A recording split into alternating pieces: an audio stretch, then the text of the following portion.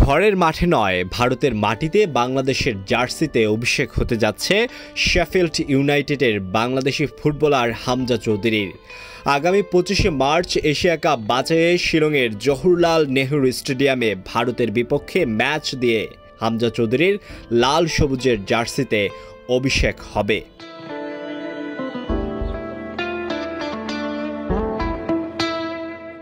Bangladesh Bharat football match ঘিরে উন্মেদনা শুরু হয়েছে দুই দেশের ফুটবল ভক্তদের মধ্যে। 25শে মার্চ শিলংয়ে অনুষ্ঠেয় এশিয়া কাপ বাছাই পর্বে দুই প্রতিবেশীর লড়াইয়ে মূল আকর্ষণ ইংলিশ প্রিমিয়ার লিগে খেলা হামজা চৌধুরী।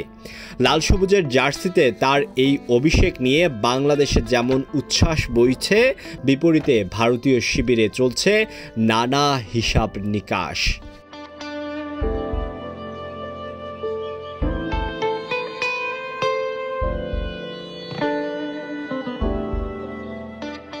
হামজার মতো ফুটবলারের বিরুদ্ধে কিভাবে খেলতে হবে সেই পরিকল্পনা করছে ভারত।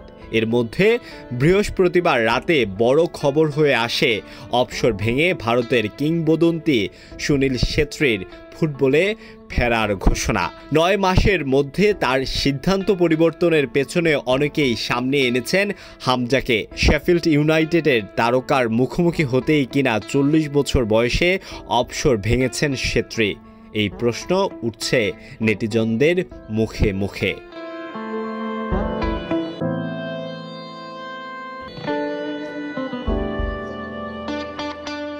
তবে ফুটবল বুদ্ধাদের ধারণা বাংলাদেশের হয়ে হামজা খেলবেন, তাই সুযোগ হারাতে চান না ছেত্রী, তাই তো তার ফেরা। ইংল্যান্ড প্রবাসী হামজার ডাক পাওয়ায় এবার বাংলাদেশ দলের শক্তিও বেড়েছে। ভারতের স্প্যানিশ কোচ ম্যানুলা মার্কেজ বাংলাদেশের বিপক্ষে এশিয়া কাপ বাছাইয়ের তৃতীয় রাউন্ডের জন্য 26 জনের স্কোয়াডে ছেত্রীকে রেখেছেন। তবে ছেত্রীর ফেরাকে স্বাভাবিকভাবেই দেখছেন বাংলাদেশের ফুটবল ও কোচ স্টাফরা।